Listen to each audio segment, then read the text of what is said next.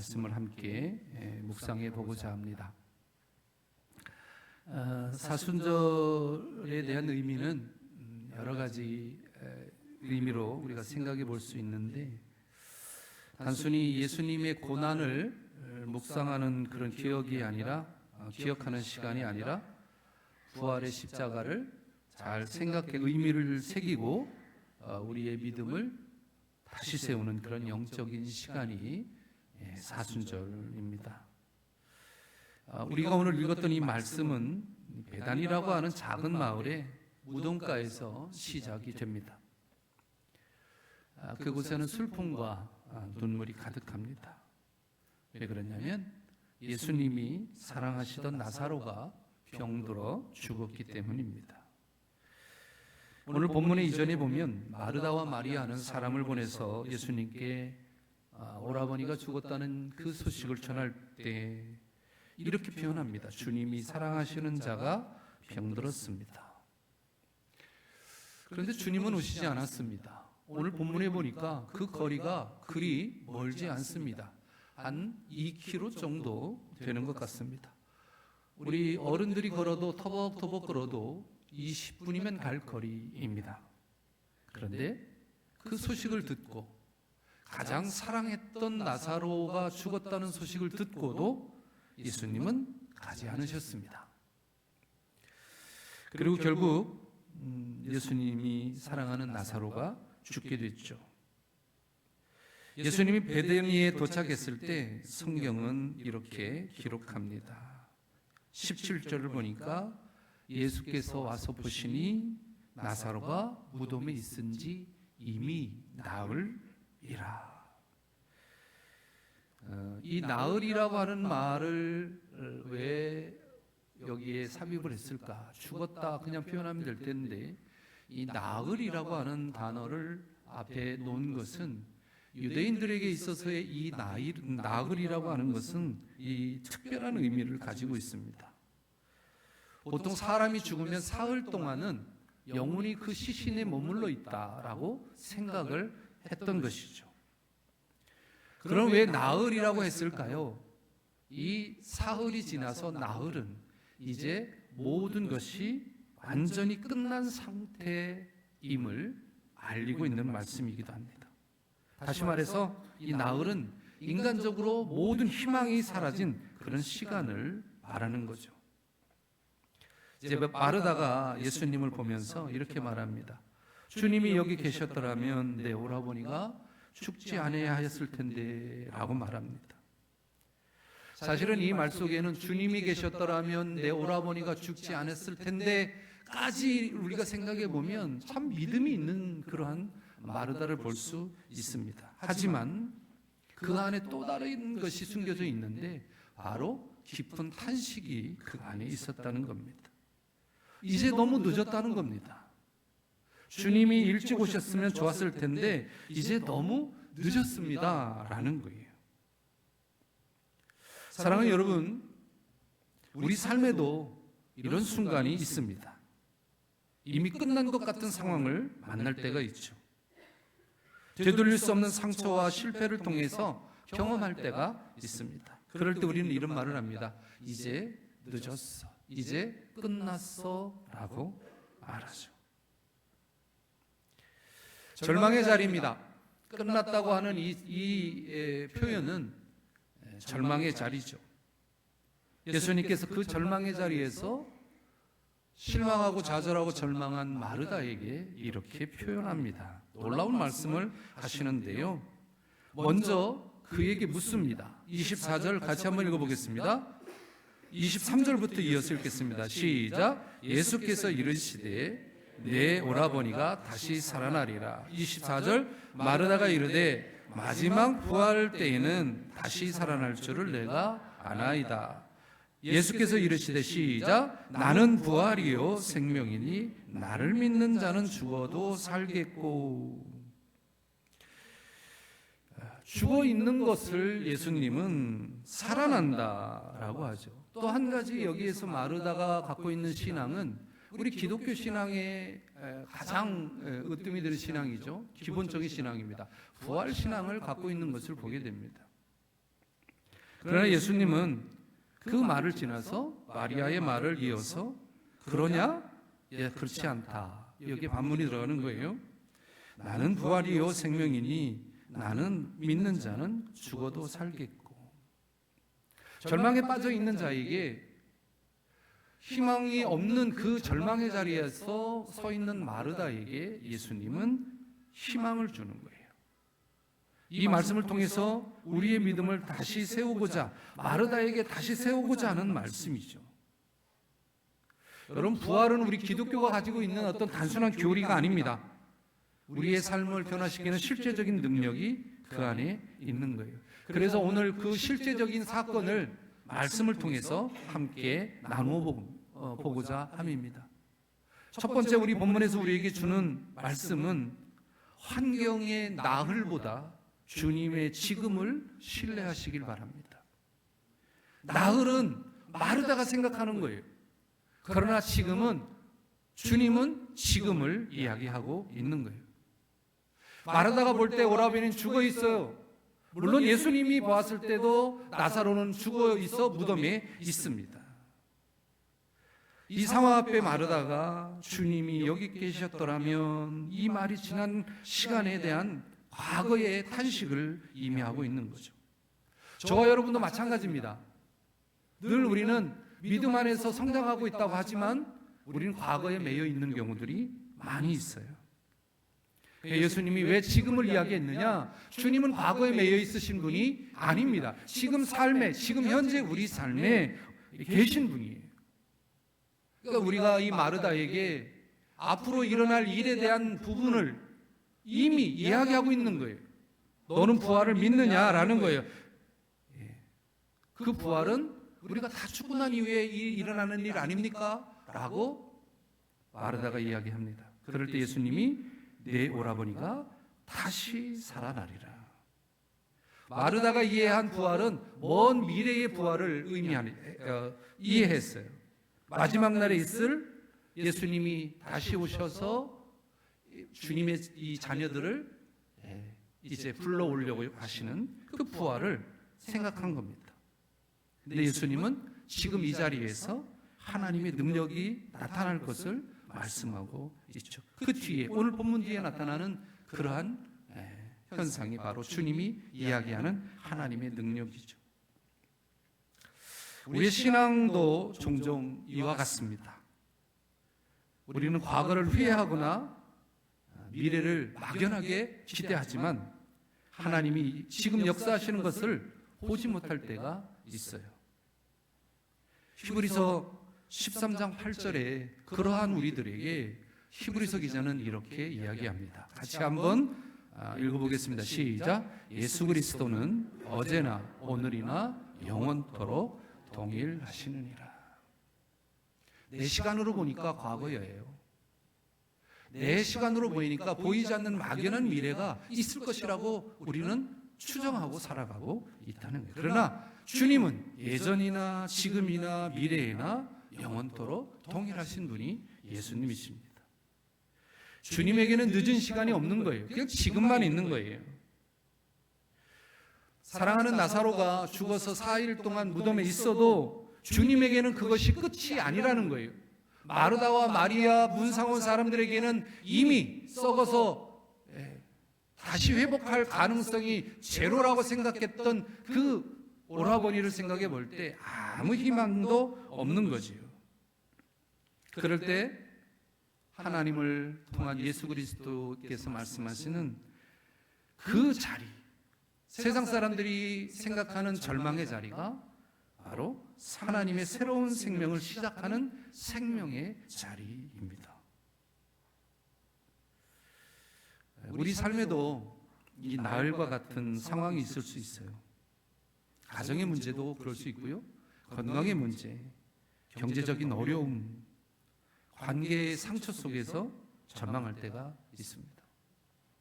저도 경험한 거이기 때문에 그렇습니다. 저희 모친이 저희가 30살 되던 해에 하늘나라에 가셨습니다. 그것도 갑자기 가셨어요. 근데 저희 모친을 잊는 그 시간이 저에게는 너무나도 괴롭고 힘들었습니다.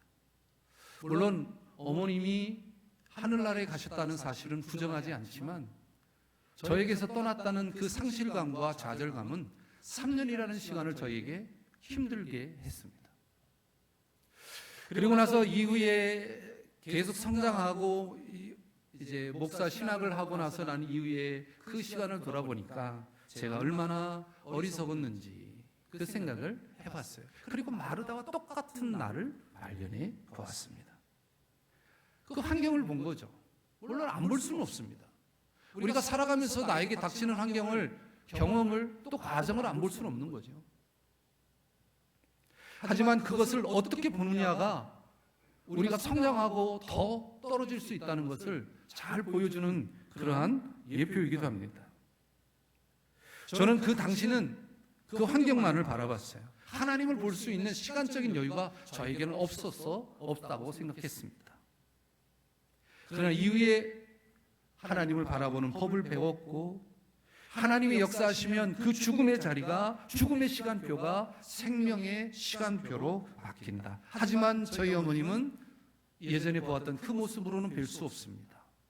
하지만 우리가 가고자 하는, 꿈꾸는 그 천국에서 형태로는 알 수는 없겠지만 우리가 믿음으로 함께 그곳을 사모했던 자들이기 때문에 그곳에 가 계신 것으로 확신하고 있습니다.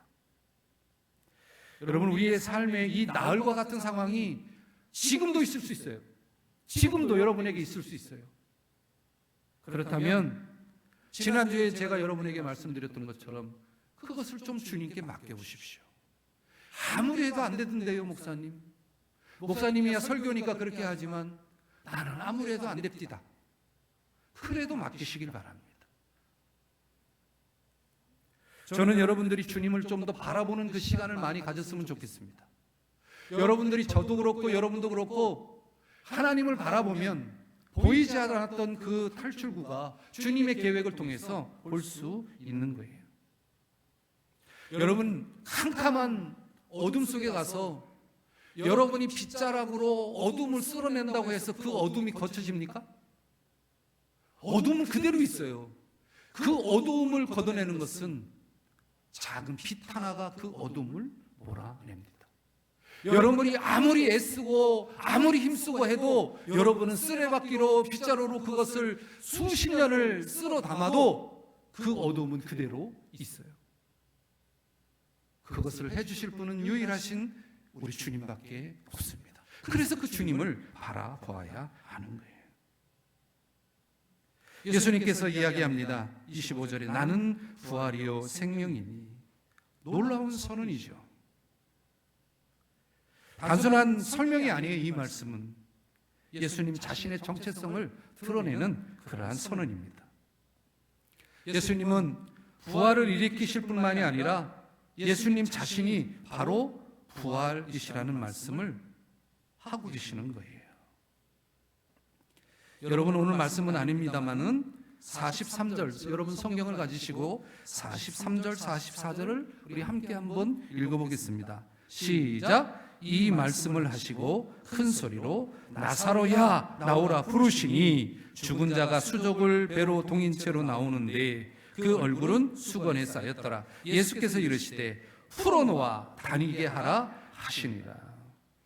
중요한 게 뭐예요? 나사로야 나와라. 생명의 주관자이신 우리 주님이 명령하시는 거예요. 선언하시는 거예요. 이미 너희는 나흘이라고 하는 시간 속에 죽었다고 생각했지만 그게 아니라 지금 이 시간 나의 선포로 너의 사랑하는, 나의 사랑하는 나사로, 또 너의 오라비는 살아났다. 그 선포는 누굴 통해서 하신 거예요? 바로 부활의 주체이신 예수님을 통해서 선포됐다는 거죠. 예수님께서 요한복음에 보면 예수님의 중요한 자기 선언들이 여러분 등장합니다. 여러분도 잘 아시는 부분이기도 하고요. 생명의 떡이라고 하시고, 생명의 세상의 빛이라고도 하시고, 선한 목자라고도 말씀하셨습니다. 그리고 오늘 말씀에는 자신을 부활과 생명이라고 선언하십니다. 이 말의 의미는 분명해요. 이 부활이라고 하는 건 단순히 미래에 일어나는 그 사건이 아니라 예수님 안에서 이미 시작된 생명이라고 하는 그 역사를 증명하고 선언하고 있는 거예요. 말씀드렸듯이 우리가 어둠의 방을 아무리 쓸어해도 그 노력을 해도 그 어둠은 쓸어낼 수 없는 거예요. 빛이 들어오는 순간에 어둠은 사라집니다. 예수님이 바로 그 빛이신 거예요. 저는 여러분의 믿음을 의심하지 않습니다. 의심치 않습니다. 하지만 우리가 지금 그 나흘이라고 하는 그 시간에 머물러 있을 수도 있습니다.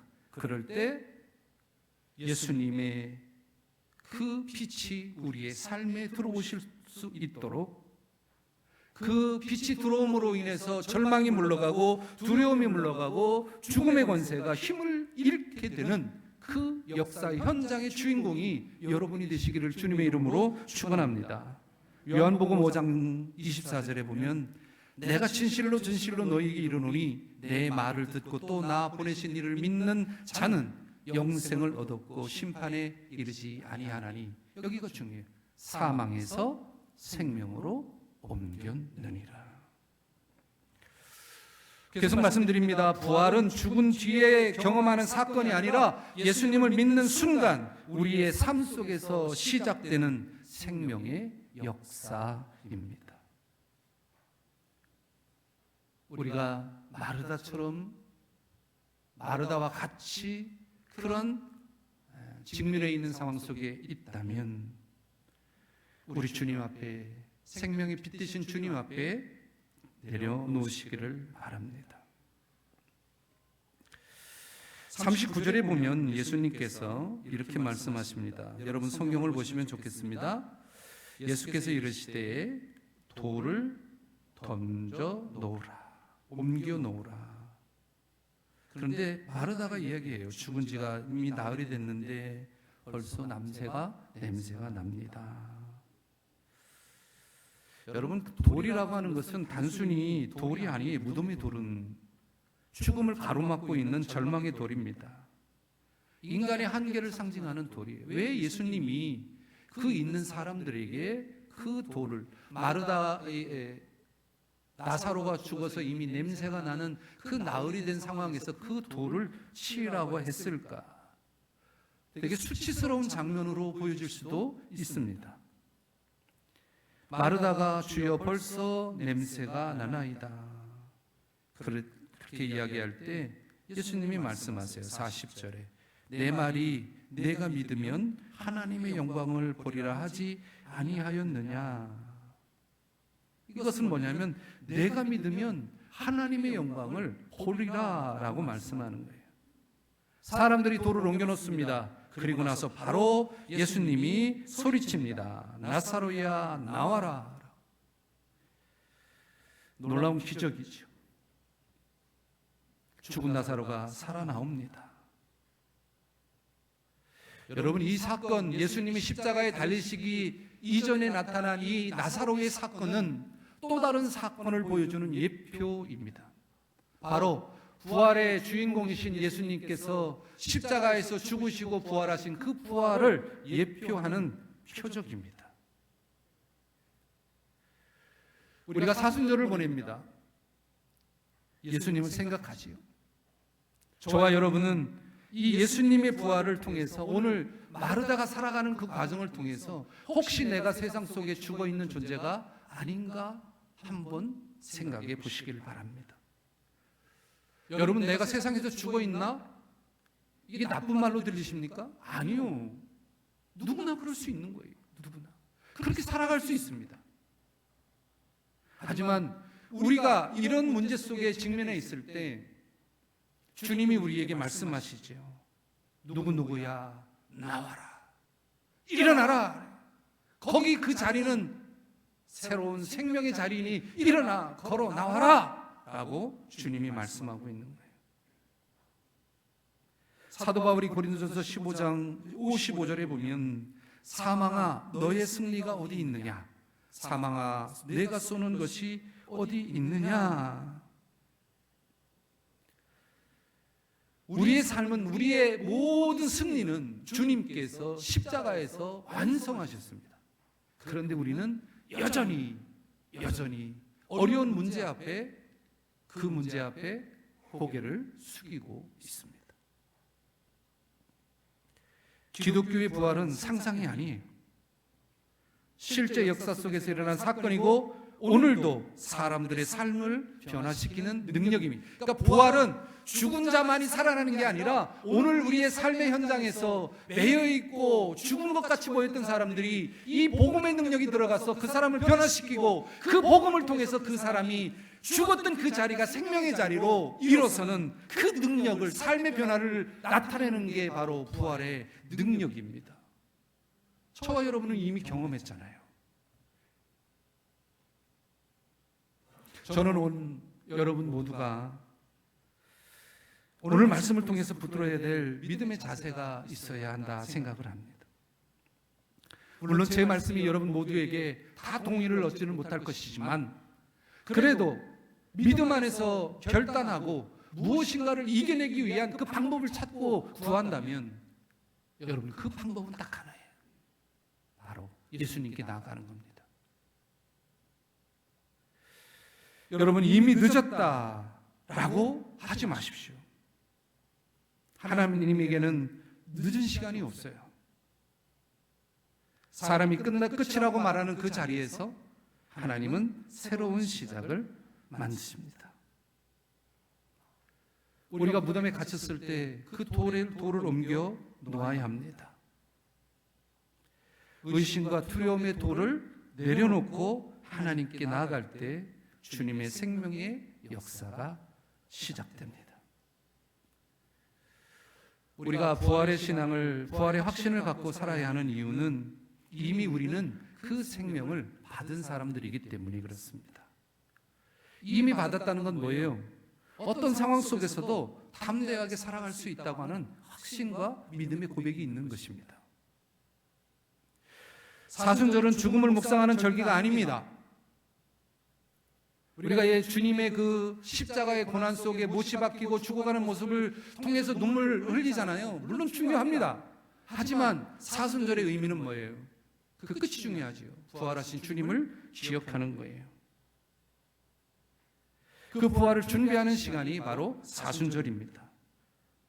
그래서 오늘 이번 한 주간은 나는 부활이요 생명이라 하신 오늘 주제의 말씀처럼 주님의 손을 붙들고 무덤 같은 현실 속에서 생명의 길을 걸어가는 믿음의 사람들이 되기를 주님의 이름으로 축복합니다. 오늘 우리가 이 말씀이 저는 여러분 한 분이라도 마음속에 새겨지는 그러한 시간이 되었으면 좋겠습니다. 늘 우리의 신앙의 고백, 주는 그리스도시요 살아계신 하나님이십니다. 베드로의 고백처럼 그렇게 고백하고 있지만 우리는 여전히 현실 속에 매여 있는 그런 삶을 산다고 한다면 부활의 정체성, 부활의 주인이신 예수님을 옳게 따라가는 삶이 아니라는 겁니다. 그래서 여러분에게 권면합니다. 이번 한 주간 나는 부활이요 생명이라 말씀하시는 주님의 손을 붙드시길 바랍니다.